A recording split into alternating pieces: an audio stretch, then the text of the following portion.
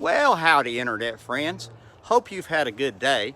And today I had to drive out of state, so I had a long drive and time finally to listen to the audio of the 2.5-hour speech of the meeting that Donald Trump and Pete Hegseth had with their military generals. And I thought, to go to the expense of millions and the security risk, this must be something incredibly important. Something's going to make our military nation so much better. But it really didn't seem to be. It was the same old dumb rhetoric Trump's always spewing about. And with Pete Hegseth, it was something about doing push-ups and getting haircuts and shaving. And I thought, couldn't this have been done by telecom and saved us a whole lot of expense?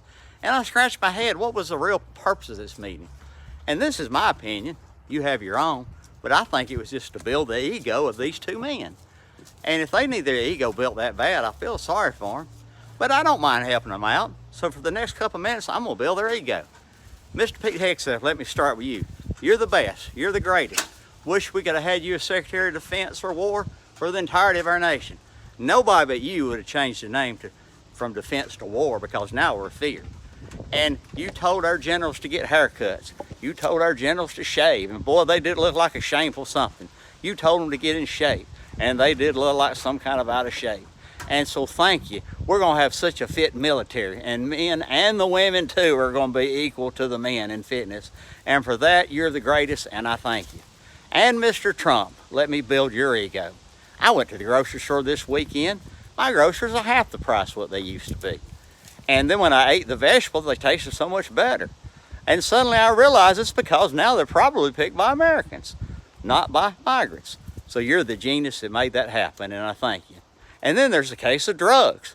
I've always heard about our teens in our neighborhood getting on drugs, but not anymore. You blew the drugs up on those Venezuela boats, so I thank you. And then there's the thing of visiting Washington, D.C. I've always wanted to do it, but I'm afraid to. Crime capital of the world, but not anymore.